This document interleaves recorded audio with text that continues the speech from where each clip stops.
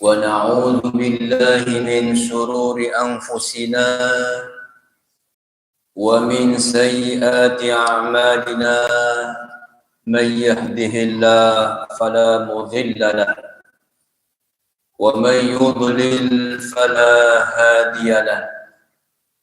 أشهد أن لا إله إلا الله وحده لا شريك له وأشهد أن محمدا عبده ورسوله الذي لا رسول ولا نبي بعده.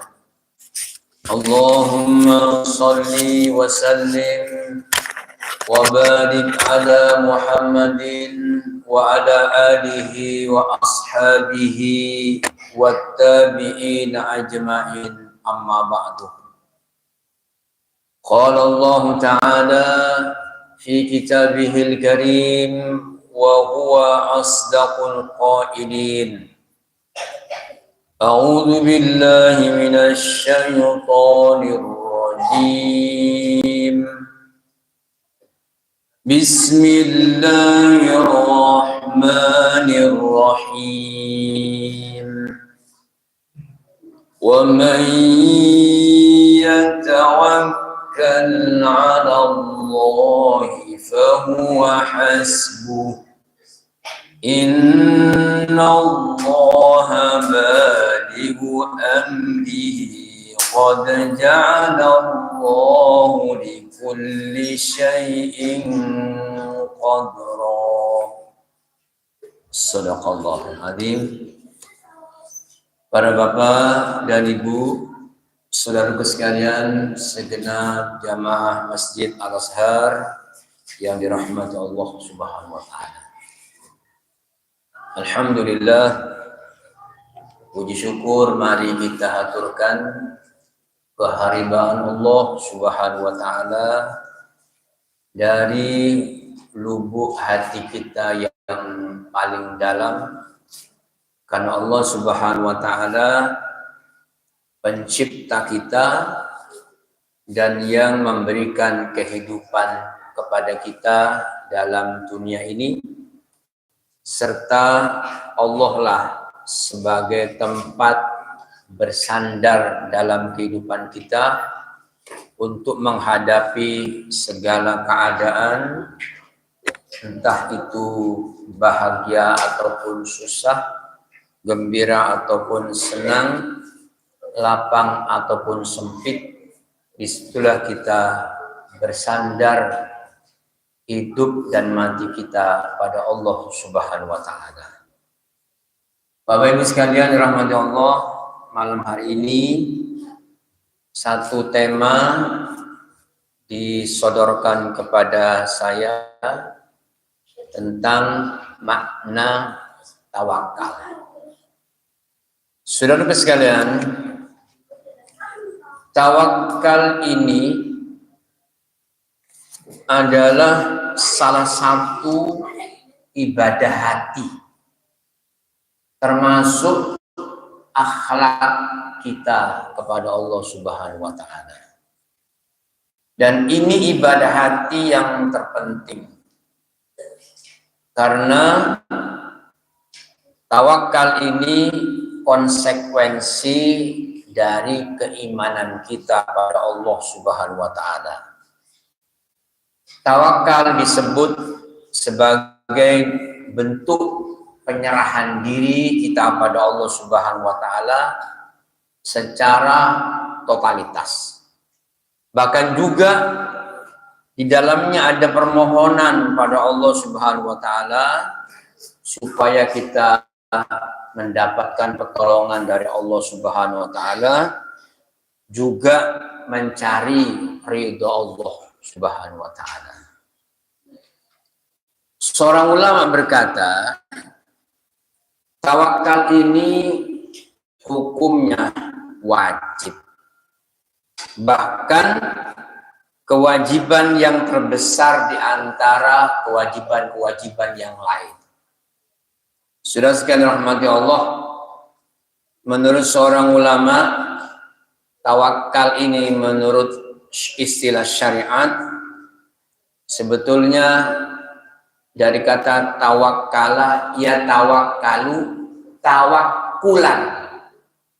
Jadi asalnya itu penyebutannya adalah tawakkul kepada Allah.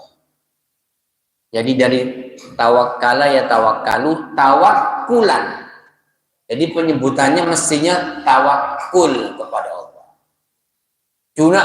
Cuma sudah menjadi kebiasaan yang salah kaprah, ini disebut tawakal. Ya tidak apa-apa ya, asal kita mengerti sumber asalnya.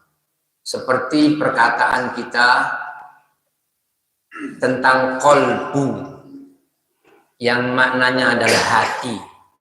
Kita menjadikan bahasa Quran itu qalbu, kemudian jadi bahasa kita kalbu. Nah, itu tidak apa-apa, salah kaprah. Yang dimaksud adalah qalbu, ya. Karena kalau diartikan sesungguhnya kalbu itu artinya anjing, ya. Kalbun itu anjing, kalau qalbu hati, ya. Nggak apa-apa ini. Ya sudah salah kaprah. Jadi istilah syariat tawakkul atau tawakal itu adalah kesungguhan hati dalam bergantung secara totalitas kepada Allah Subhanahu wa taala dan dibarengi dengan usaha yang nyata, bukan hayalan atau melamun. Jadi dibarengi dengan usaha nyata. Bahkan juga diiringi dengan hati nih, qalbu yang sangat yakin sepenuhnya pada Allah, bahwa Allah itu adalah zat satu-satunya yang menciptakan kita, yang memberikan dan mengatur rezeki pada kita.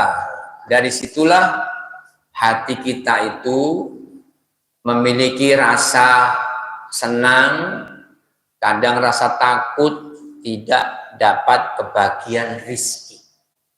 Nah, itu berarti kurang yakin bahwa Allah itu pemberi rezeki. Jadi kalau kurang yakin itu tingkat ketakwaannya pada Allah dan derajat imannya tidak begitu tinggi. Jadi dia ngurus rizkinya di dunia, terus prospek untuk diri, anak, istri dan keluarganya di masa yang akan datang seperti apa, ya. Makanya wasiat Nabi Yakub alaihissalam kepada anak-anaknya, ma ta'buduna min ba'di, apa yang kamu sembah setelah aku ini meninggal, ya. Tidak ditanya mata kudu namim ba'di, apa yang kau makan nanti setelah aku ini mati. Jadi ibadah pada Allah, nanti Allah akan mencukupi. Jadi meyakini Allah lah yang memberikan rezeki, yang mengatur rezeki kita, sehingga karena Allah itu yang menghidupkan kita di dunia, Allah pula yang memberikan rizkinya kepada kita. Dan Allah Subhanahu wa ta'ala memerintahkan juga kepada Rasulnya, Rasulullah SAW, ini untuk juga sekalian hamba-hamba Allah supaya beribadah dan bertawakal. Ya, di dalam Quran surat Hud ayat 23 itu digandengkan fa'budhu wa tawakkal 'ala Allah alaihi, sembahlah dia Allah dan tawakallah kepadanya. Ibadah ini digandengkan oleh Allah dengan tawakal kepadanya. Fa'budhu wa tawakkal alaihi, dan maka sembahlah Allah dan bertawakallah kepadanya, kepada Allah. Juga dalam surah Ahzab surat 33 itu disebutkan oleh Allah Wa tawakkal 'ala Allah wa kafa billahi wakila. Tawakallah pada Allah dan cukuplah Allah itu sebagai zat yang mencukupi kalian. Allah Subhanahu wa taala itu wakil. Jadi kalau wakil itu menyerahkan urusan kita kepada orang yang akan mewakili kita di dalam urusan tertentu. Terkadang urusan yang kita wakilkan pada orang itu kadang dia lebih mahir, lebih pandai mengurus urusan kita. Terkadang kita ini juga lebih mampu daripada orang yang kita mewakilkan urusannya kepadanya. Hanya mungkin tidak memiliki waktu kita mewakilkan pada orang lain. Nah, kalau urusan kita diserahkan pada Allah Subhanahu wa taala, itu tidak lain Allah Subhanahu wa taala yang bisa mengurusi urusan kita semua. Jadi itu makna kapan kita ini harus bertawakal. Segala urusan kita, bahkan seluruh hidup kita ini perlu bertawakal dan menyandarkan diri pada Allah Subhanahu wa taala. Sebab Dia Allah yang mengatur segala sesuatu. Nah, kita perlu bertawakal pada Allah Subhanahu wa taala. Ulama diberikan perincian. Ada tawakal ketika seorang itu menyampaikan syiar Islam atau dakwah Islam. Karena banyak kisah para rasul, khususnya Nabi Muhammad SAW, yang menggambarkan tawakalnya pada Allah yang maksimal ketika menyiarkan agama Allah atau berdakwah di jalan Allah. Dan kita perhatikan dari kisah para nabi dan rasul, termasuk Nabi Muhammad SAW, rupanya tawakal itu oleh ulama setelah dipelajari itu ada sangkut pautan dengan usaha seorang. Terbukti Nabi Muhammad SAW ketika beliau itu berhijrah dan mendapatkan intimidasi pada saat periode dakwah pertama beliau di kota Mekah, itu perjalanan dakwah Nabi SAW ternyata ya tidak pernah mengalami hal yang mulus. Banyak ancaman dan banyak penentangan oleh orang-orang musyrik Mekah. Nabi tidak begitu saja meninggalkan Mekah kemudian hijrah ke Madinah. Tidak mulus. Ada banyak hal yang dilakukan oleh Rasulullah SAW sebagai usaha dan persiapan-persiapan.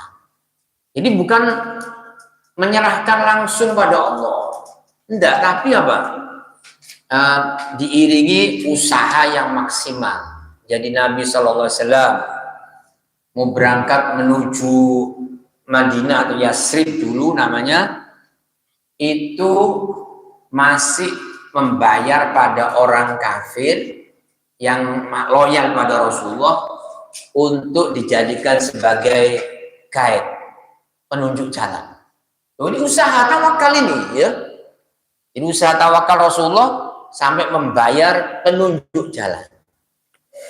Bahkan Rasulullah SAW itu kemudian 3 hari itu strategi, tidak langsung menuju Yasrib Madinah, singgah dulu di Gua Sur, dan jejak-jejak itu, jejak dari teracak onta itu ada yang membersihkan.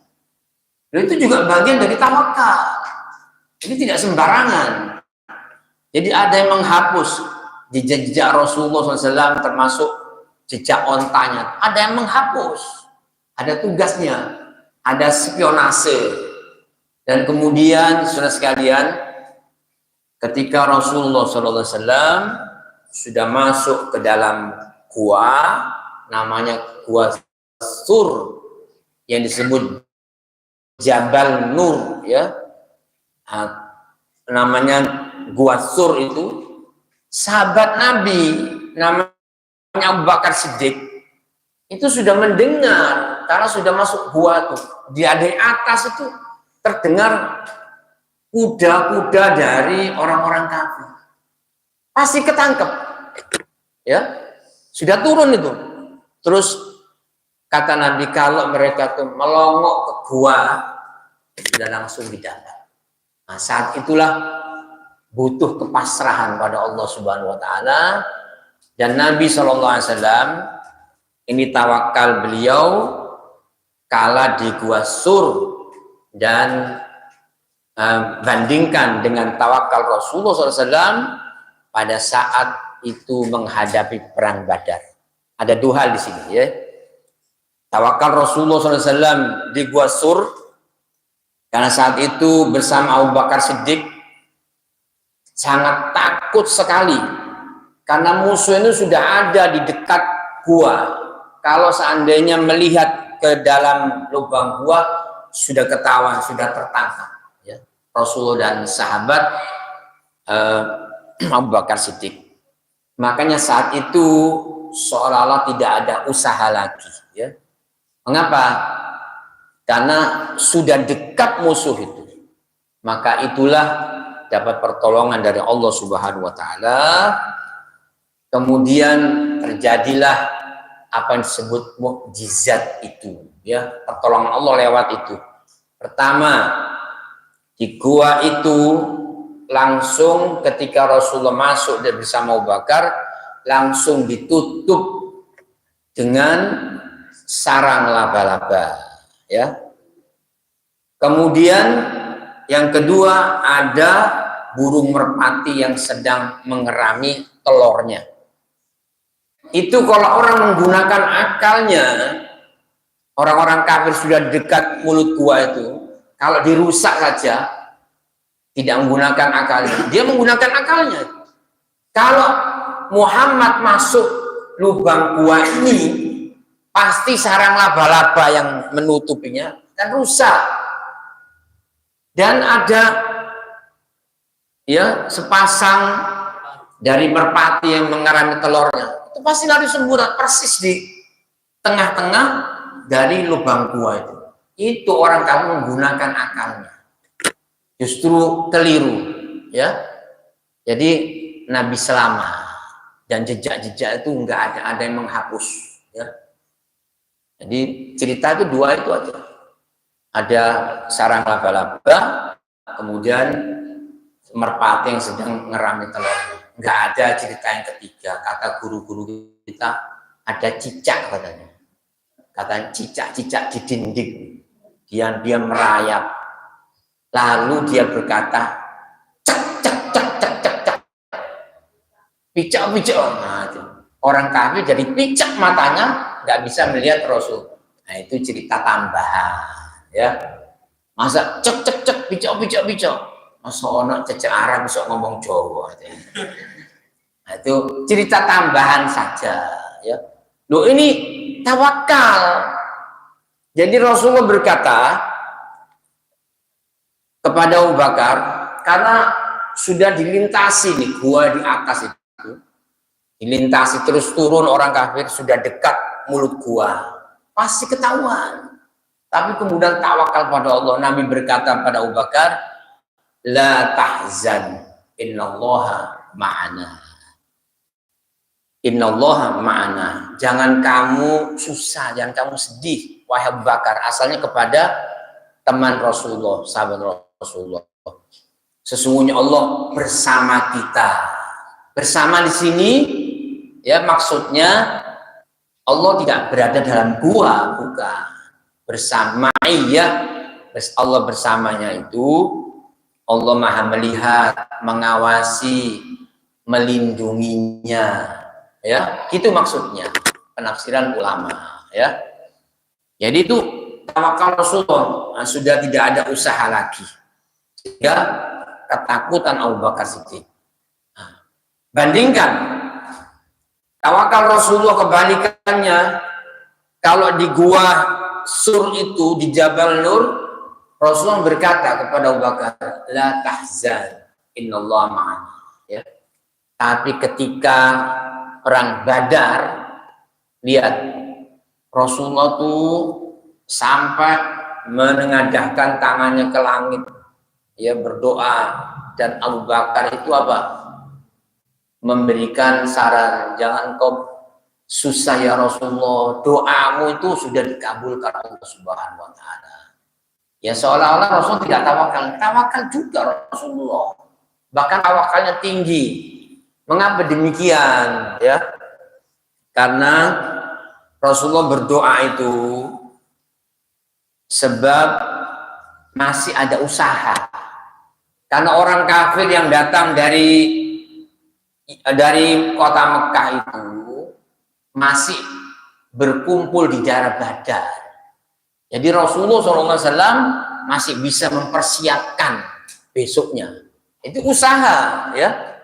Jadi sehingga dari cerita seperti ini, Rasulullah itu berusaha selain harus menyandarkan hatinya pada Allah Subhanahu wa Ta'ala. Jadi ada usaha. Saudara sekalian, maka orang keliru manakala tawakal itu tidak berusaha terlebih dahulu. Ada seorang penceramah berkata, tawakal itu pokoknya kita turun dari mobil sudah baca ayat kursi, walaupun mobil tidak dikunci tidak apa-apa. Oh, itu keliru. Ya. Keliru kalau mobil dibuka lebar-lebar begitu, kemudian baca kursi tawakal sudah. Nah, itu praktek yang keliru. Buktinya Rasulullah SAW itu memberikan nasihat kepada orang Arab waktu itu turun dari ontanya dan tidak mengikat. Walaupun ontanya jinak, tidak mengikatnya. Ketika Allah Rasul diberitahu, dia mengatakan, kami tawakal pada Allah. Apa kata Nabi? Aqilha, ikat dulu ontamu, summa tawakal Allah. Kemudian tawakal pada Allah. Jadi diiringi usaha. Ini saudara sekalian, para Rasul khususnya Nabi Muhammad SAW senantiasa bertawakal dan jadi contoh kita semua. Karena mereka paham tugas itu hanya menyampaikan risalah kerasulan atau kenabian. Bahkan sampai dikejar-kejar itu Rasulullah bertawakal pada Allah.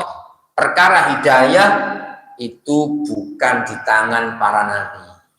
Seperti kita juga di dalam dakwah, ya.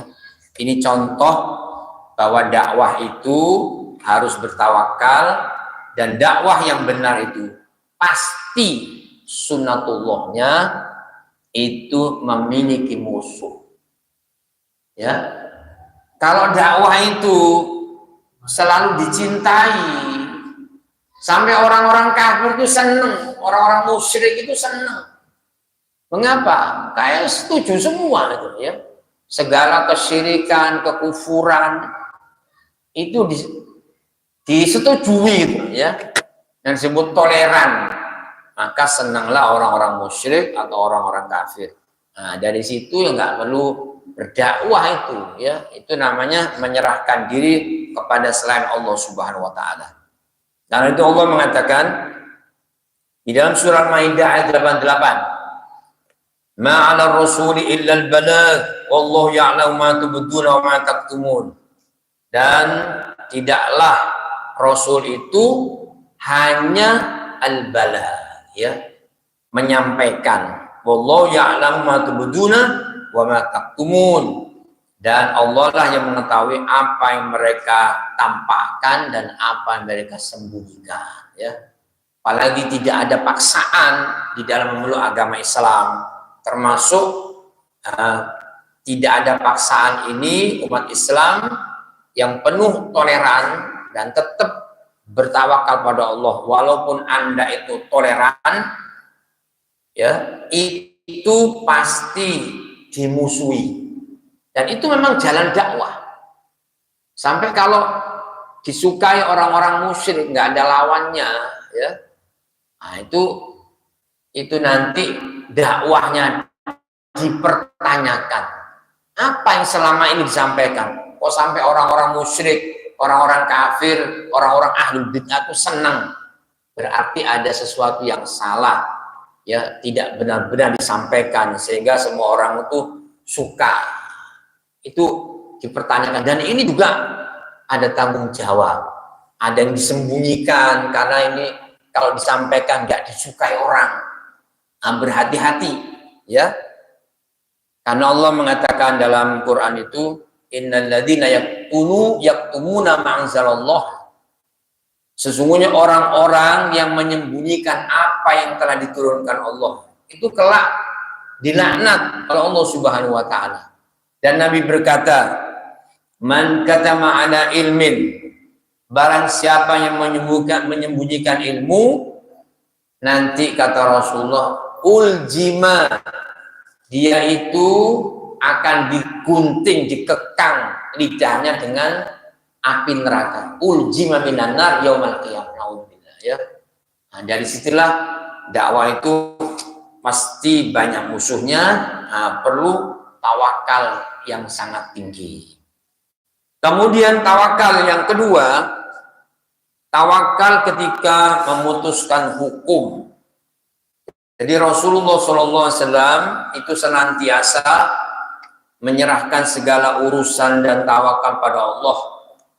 Di sebagian orang itu, apabila terjadi perbedaan pendapat dengan orang lain dalam satu urusan, mestinya mengembalikan hukum itu kepada Allah dan Rasulullah SAW. Karena ketika kelompok masyarakat telah bermusyawarah untuk sepakat melakukan satu kebaikan, untuk menerapkan syarat Allah Subhanahu wa taala, nah setelah itu kewajiban mereka untuk bertawakal pada Allah Subhanahu wa taala. Jangan kita menoleh ke belakang. Jangan takut bahwa Allah Subhanahu wa taala Maha melihat kita, Maha melindungi kita. Kalau sudah memutuskan ini adalah hukum Allah dan harus kita pertahankan. Jangan sampai kita menyeleweng dari hukum Allah Subhanahu wa taala. Jadi ini tanda tawakalnya pada Allah Subhanahu wa taala. Pernah ini ada seorang wanita yang sudah baru balik, ya, ini sudah haid, dia langsung taat pada Allah dan Rasulnya, dia menutup jilbabnya dengan rapat secara syar'i, sudah balik. Dia keluarga Tunisia, mau bertemu dengan ayahnya di Los Angeles, jadi dengan ibu dan kakak-kakaknya itu berangkat ke Los Angeles, tapi dia itu tertahan di imigrasi, ya. Karena kalau masuk Amerika itu harus difoto lagi. Difoto lagi ini syaratnya harus mencopot jilbab. Ini keputusan Allah, ini hukumnya wajib untuk wanita. Kalau wanita yang soleha ini sudah teguh pendiriannya, tawakal pada Allah, ini wajib, nggak boleh dibuka. Bahkan kalau dipaksa lebih baik, ya, memilih mati daripada membuka aurat. Seperti itu keyakinan orang-orang beriman itu, dan besar tawakalnya pada Allah Subhanahu wa taala. Pasti yang menyelamatkan adalah Allah Subhanahu wa taala. Dan dia tidak mau membuka jilbabnya, itu tidak mau difoto. Maka akhirnya dipanggillah orang-orang dari keimigrasian itu, diinterogasi. Tetap nggak mau dia, bersikukuh, nggak mau melepas jilbabnya. Akhirnya tertunda perjalanan menuju Amerika. Dia harus stay sampai besok, ya. Tiket hangus, ya, pesawat sudah berangkat. Dia nggak bisa ke Amerika menemui ayahnya itu, ya. semalam itu kemudian sampai pagi harinya satu keluarga memarahi dia gara-gara kamu itu sebentar saja nyopot jilbab, kan bisa kita bertemu dengan ayahmu, ya nggak mau dimarahin semua karena sudah nanti beli tiket lagi. Rupanya itu dia beli tiket lagi dan berhasil, ya atas pertolongan Allah masuk ke Amerika.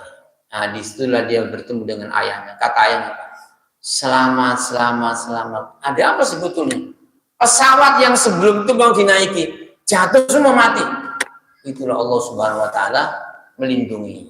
Yakinlah ya kita, kalau yakin pada Allah yang wajib itu dikerjakan, pastilah Allah Subhanahu Wa Taala akan menolong kita. Pernah saya jelaskan, di antara wali Allah, orang-orang yang ditolong oleh Allah Subhanahu Wa Taala, pertama orang-orang yang melaksanakan kewajiban agama. Kewajiban agama, sholat 5 waktu, puasa Ramadan, apa saja kewajiban-kewajiban itu, ya. Yang kedua, di bawah itu melaksanakan sunnah-sunnah, itu dicintai Allah. Kalau berdoa pasti dikabulkan Allah.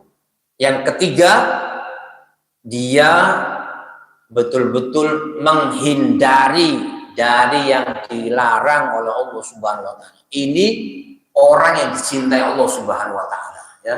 Kalau sudah dicintainya dan dia bertawakal pada Allah, Allah pasti akan melindungi orang tersebut, ya.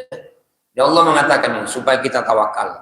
Di dalam surah Asy-Syura ayat 10, "Wa makhtalaftum fihi min syai'in fa hukmuhu ila Allah dzalikumullahu rabbi alaihi tawakkaltu wa ilaihi unib." Tentang sesuatu apapun yang kamu perselisihkan, maka putusannya itu terserah kepada Allah yang mempunyai sifat-sifat demikian. Itulah Allah Subhanahu Wa Taala, kepadanya aku bertawakal dan kepadanya aku kembali. Jadi jangan disangka, ya rupanya kita jangan bergeser sedikit pun.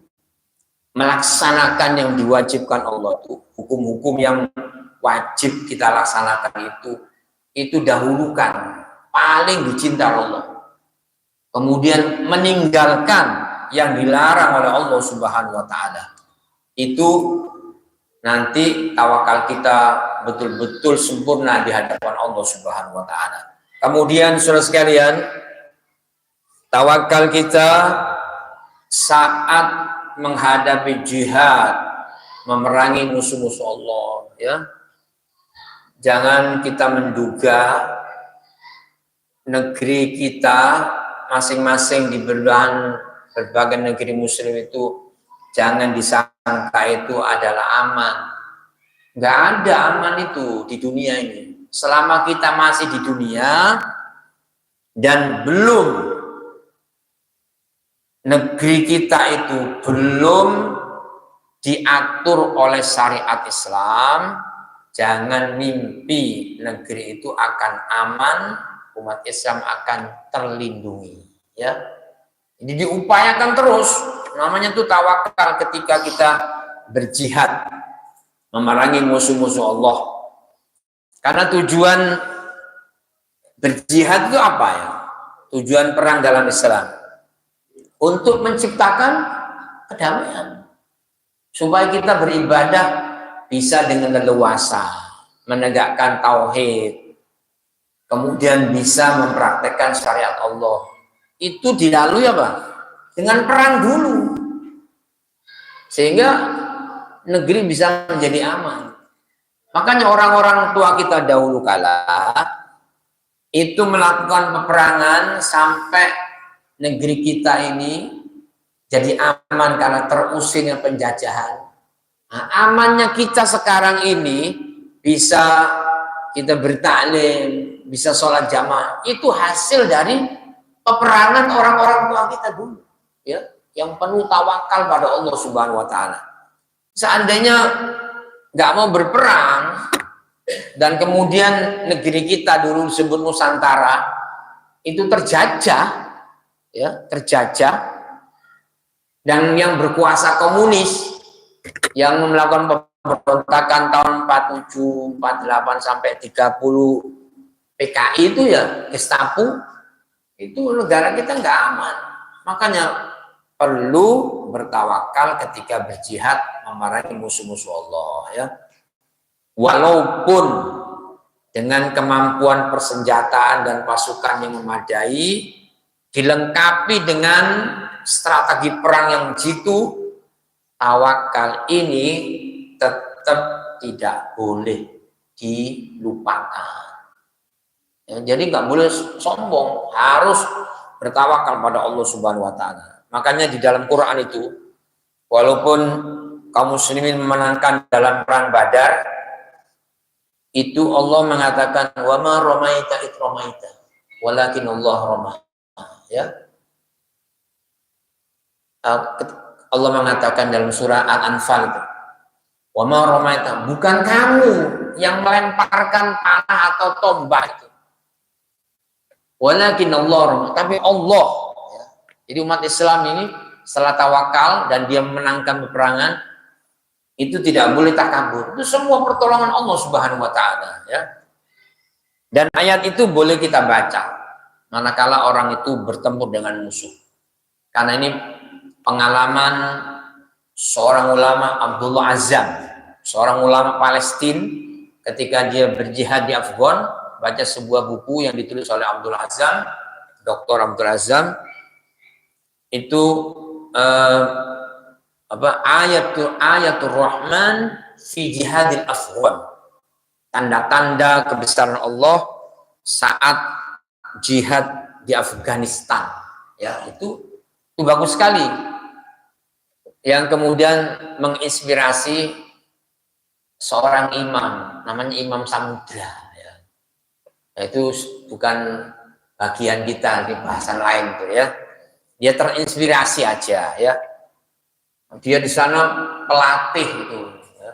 Di sana pelatih di Afghanistan, dan yang pulang dari sana itu dari Filipina, dari mana, Mindanao, sudah pada ngebom. Masa kita pelatih nggak ngebom? Yuk kita ngebom. Ya nggak begitu sesungguhnya, ya. Ngebomnya kan di Plaza, di Sari Club, ya. Mungkin tidak tepat sasarannya karena itu bukan medan jihad, ya. Jadi walaupun senjatanya memadai dan strategi perang atau militer itu dimiliki dengan penuh kemahiran dan jitu, tetap tawakal itu tidak boleh dihindari dan dilupakan. Karena apa? Kemenangan itu tetaplah karena pertolongan Allah Subhanahu wa Ta'ala. Ia di dalam surah Ali Imran 122 dan 123. Idhammat ta'ifatani minkum an tafshala wallahu waliyuhuma 'alallahi falyatawakkalul mu'minun. Wa laqad nasarakumullahu bi badri wa antum adillah. Fattaqullaha la'allakum tashkurun. Kata Allah dalam surah Al Imran surat ketiga ayat 122 dan 123, ketika dua golongan darimu itu mundur karena takut, padahal Allah Subhanahu wa Ta'ala adalah penolong bagi kedua golongan itu. Karena itu hendaklah kepada Allah saja orang-orang mukmin itu bertawakal. Sungguh Allah telah menolong kalian dalam perang Badar, padahal kalian saat itu adalah sedikit dan lemah, ya. Jadi ini tidak selalu yang sedikit dan kelihatan lahiriah atau lemah itu bisa kalah, ya. Ini besarkan tawakal kita pada Allah Subhanahu wa Ta'ala. Jadi kata Allah ini betul dalam ayat ini, walaqad nasarakumullah bi badri wa antum adillah. Sungguh dia Allah telah menolong kalian pada waktu perang Badar, wa antum adillah, ketika kamu sedang dalam keadaan itu sedikit, ya. Adillah itu kayak orang itu hina, dikalahkan karena sedikit. Cuma 300, orang kafir itu 1000. Bahkan dalam kisah peperangan di antara Nabi dan para sahabat itu ada kisah-kisah yang bagaimana nanti ini suami berangkat perang, bagaimana kalau mati dan siapa yang menghidupimu itu. Saya ada cerita begitu. Itu apa jawaban para wanita sahabiah, orang-orang yang ada sekeliling Rasulullah, sahabat perempuan, ya, itu mengatakan, sejak kami menikah dengannya, dengan para mujahidin ini, itu tidak pernah aku lihat dia itu sebagai orang yang memberikan rizki pada kami. Tetap yang memberikan rizki itu Allah. Sejak kami menikah sampai saat ini, pemberi rizki itu cuma Allah Subhanahu wa Ta'ala. Tuh, tawakalnya kuat sekali, ya. Kita kalau nggak kuat itu, jangankan ikut perang ini, membela agama Allah Islam. Aksi 212 itu orang nggak berani berangkat, ya. Takut mati, ya kan? Kalau mati nanti suaminya dia mati, nanti makan apa? Saya tidur dengan siapa? Gitu, ya. Ini sudah sekalian, itu penuh tawakal. Ini saja, jangankan perang, ikut majelis ilmu itu loh, ya, atau majelis zikir itu takut, ya, karena kurang tawakalnya pada Allah. Takut nanti banyak zikir jadi gila, kan? Ada nggak ungkapan? Ada, saya dengar itu, ya. Jangan ikut pengajian itu, nanti kamu jadi gila, kebanyakan zikir. Loh, kalau zikir itu jadi waras. Lihat itu surah apa? Ala bizikrillah tatma'innul qulub. Ar-Ra'd 23, ya. Insyaallah ya, berapa itu?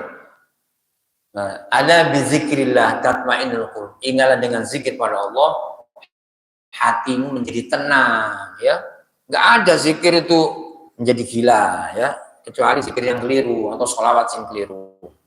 Apa ada sholawat keliru? Ya ada.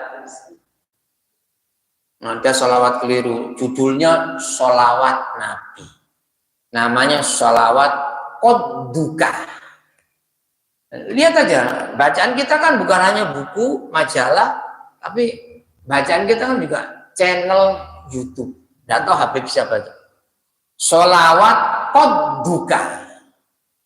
Nanti tidak ada manfaatnya, berharap syafaat dari Rasulullah, nggak ketemu. Begini sholawatnya. Bukan sholawat, ya.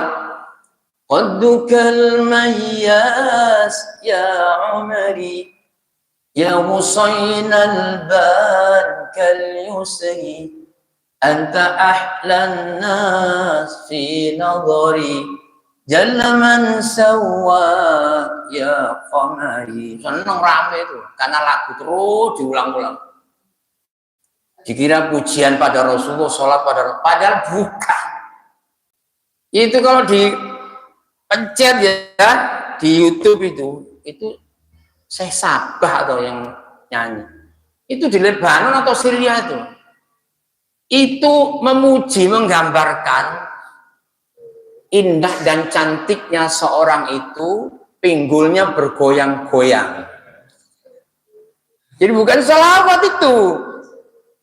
Ya, begitu indahnya kamu itu, pinggul bergoyang-goyang kayak apa, ranting pohon yang kena angin bergoyang-goyang. Qaddukal mayyas ya umri ya husainal ban kal yusri. Nah itu, inta ahlan nas fi nadhari jalla man sawwa ya qamari. Itu memuji lenggak-lenggoknya seorang wanita, ya, itu begitu indah. Loh, itu kok sholawat dulu, ya. Dari mana ngukurnya nanti tawakalnya pada Allah terus dapat syafaat Nabi? Enggak kena, ya. Jangan sholawat yang aneh-aneh lah, ya. Jadi ini ukur ketawakalannya dulu di antara sahabiah. Kemudian saudara sekalian, Tawakal kita di dalam mengais rizki, ya, rizki yang dikaruniakan Allah kepada manusia itu hanyalah jatah yang sudah ditetapkan oleh Allah Subhanahu wa taala. Setiap makhluk tidak akan mati sebelum dia menghabiskan jatah rizkinya. Yang itu namanya sempurna, cukup. Jadi kalau sudah cukup namanya wafat. Ya, itu sudah dicukupi, selesai, namanya wafat. Dalam bahasa itu wafat. Sehingga halusnya begitu, mati. Ya. Jadi setiap makhluk tidak akan mati sebelum menghabiskan jatah rizkinya. Mengapa harus takut? Ya, manusia ini hanya ditugaskan untuk berusaha, dilarang berpangku tangan. Jadi setelah berusaha, kewajibannya tinggal bertawakal pada Allah Subhanahu wa taala. Tapi yang jujur, jadi kalau dia bekerja, kemudian entah bekerja apa saja, pulang ya bawa uang sungguhan kepada keluarganya, ya. Aja diselempit no. Kaya gak oleh, padahal di terminal main judi sampai dikenal orang ini. Namanya Umar. Saya nggak kedengaran namanya Umar, terkenal ya Entung. Kalau tanya di mana Umar, gak ketemu. Biasanya jadi Entung gitu. Ya judi terus. Pulang itu nggak dapat uang, ngomel bojone, ya. Insyaallah, ya. Jadi kalau sudah tawakal pada Allah, ini keliru. Ya, tawakal itu usaha dengan sebaik-baiknya, berusaha, ya, kewajibannya, kemudian tinggal tawakal pada Allah. Nah, kalau dia dapat rizki, ya, tugas selanjutnya bersyukur pada Allah. Setelah tawakal itu, ya, dia dapat rizki, selanjutnya bersyukur pada Allah. Kalaupun tidak, dia harus bersabar, ya.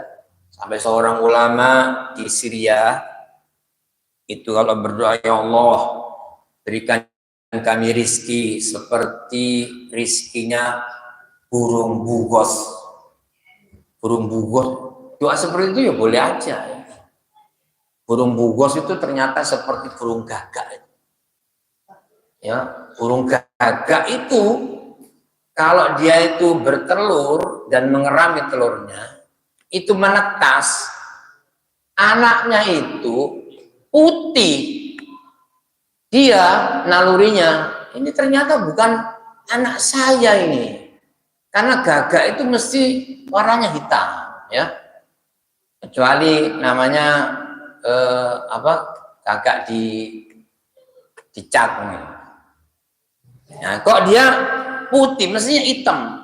Dia akhirnya pergi meninggalkan ini, ya, anak gagak yang baru menetas ini. Induknya terbang keliling-keliling, ya. Dia perhatikan dari jauh, ya. Rupanya Allah Subhanahu wa taala menciptakan dari tubuh anak gagak yang baru menetas itu, ada dari tubuhnya keluarkan zat-zat yang bisa tercium baunya itu oleh serangga-serangga yang datang merubung, dan dia makan dari situ. Siapa yang melakukan? Allah Subhanahu wa taala, ya. Nah, itu kemudian setelah agak besar, induknya melihat rupanya berganti, warnanya hitam. Berarti anak saya ini datang lagi. Itu seperti itu burung itu. Jadi siapa yang beri makan? Ya, besarlah tawakal kita pada Allah Subhanahu wa taala. Sehingga jangan sampai kita menuduh Allah yang tidak baik, lupa dan tidak memberikan rizki kepada kita. Jadi selesaikan rahmat Allah Subhanahu wa taala, nah, dalam keadaan mendapat rizki atau tidak, dia harus tetap bertawakal pada Allah karena ada rahasia yang tersimpan di sisi Allah Subhanahu wa taala. Di dalam Quran Allah mengatakan surah Asy-Syura ayat 36, Fama utitu min sa'in famata'ul hayatid dunya wa ma 'indallahi khairu wa abqa lil ladzina amanu wa 'ala rabbihim yatawakkalun. Kata Allah, maka sesuatu yang diberikan kepadamu itu adalah kenikmatan hidup di dunia, dan apa yang ada di sisi Allah itu lebih baik, wa abqa, dan kekal, lilladzina amanu, dan bagi orang-orang beriman, wa ala rabbihim yatawakkalun, kepada Rabbnya mereka itu selalu bertawakal. Jadi tawakal kita itu Nabi memberikan arahan seperti tawakalnya burung, ya. Nabi berkata, "Lau annakum tatawakkaluna haqqa tawakkuli." Seandainya kalian itu bertawakal pada Allah dengan sebenar-benar takwa, maka kata Allah, turzaku kama turzakut thair. Tentu la ruziktum kama turzakut thair. Kamu akan diberikan rizki seperti burung itu beroleh rizki. Rasulullah menggambarkan burung itu dia ada di sarang, ya, tapi tidak punya kantor, tidak punya tempat dia bekerja. Tapi dia tidak memikirkan di malam hari besok pergi ke sawah siapa, ya. Kalau kita kan banyak, ya, siang itu susah kalau belum dapat rezeki, ya, seolah-olah belum dapat rezeki aja. Malam nggak bisa tidur, ya. Padahal burung ini besok nggak tahu pergi ke sawah atau ladang siapa, dia itu akan pergi pokoknya. Itu namanya usaha. Tawakal itu disertai dengan usaha, ya.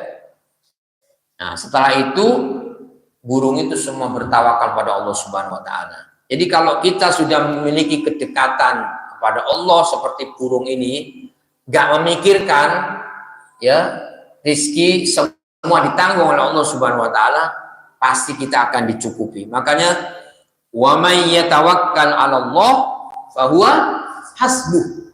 Lihat At-Tolak ayat 4. Barang siapa tawakal pada Allah, maka Allah akan mencukupi. Jadi yang terakhir ini perlu saya sampaikan bagaimana menggapai derajat tawakal, ya. Banyak sekali cara yang bisa kita tempuh dalam rangka menggapai derajat tawakal kita pada Allah. Karena tawakal itu akhlak kita kepada Allah. Kalau kita nggak tawakal, berarti kita ini ada buruk sangka pada Allah, ya. Ini akhlak kita ada pada manusia, ada pada Allah. Kalau nggak tawakal berarti buruk akhlak kita pada Allah Subhanahu wa taala. Seolah-olah Allah itu tidak menjamin. Ya, untuk mencapai derajat tawakal ini, pertama kita meyakini takdir Allah Subhanahu wa taala.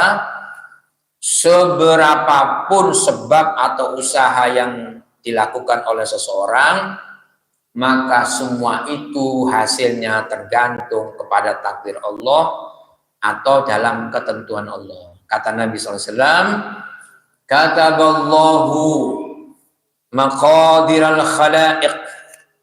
Allah telah menulis, menetapkan takdir-takdir makhluk ini qabla an yakhluqas samawati wal ardh. Sebelum menciptakan langit dan bumi, itu sudah ditetapkan takdir Allah kepada manusia. Berjarak berapa? Bi khamsina alfasanah, yaitu 50.000 tahun sebelum diciptakan langit dan bumi, itu sudah ditetapkan oleh Allah. Jadi jangan khawatir, ya, orang beriman kok banyak mengeluh, ya. Nah, orang beriman kepada takdir Allah ini sebagai landasan yang terbaik. Karena hal ini membuat seorang itu semakin ridho dalam setiap keadaan. Kemudian yang terakhir, ya, menggapai derajat tawakal itu kita harus menyandarkan hati kita pada Allah, bukan pada sebab. Ya, sebab-sebab itu belum tentu. Ya, hati harus merasa tenang, bersandar pada Allah, bukan bersandar kepada yang lain atau kepada sebab. Karena kata Nabi dalam hadis At-Tirmidzi, kata Rasulullah, man ta'allaqa syai'an ukila ilaihi. Barang siapa yang menggantungkan diri pada sesuatu, niscaya Allah akan menjadikan dia itu selalu bergantung kepadanya. Dalam hadis qudsi, kita disuruh oleh Allah taat, bergantung pada Allah.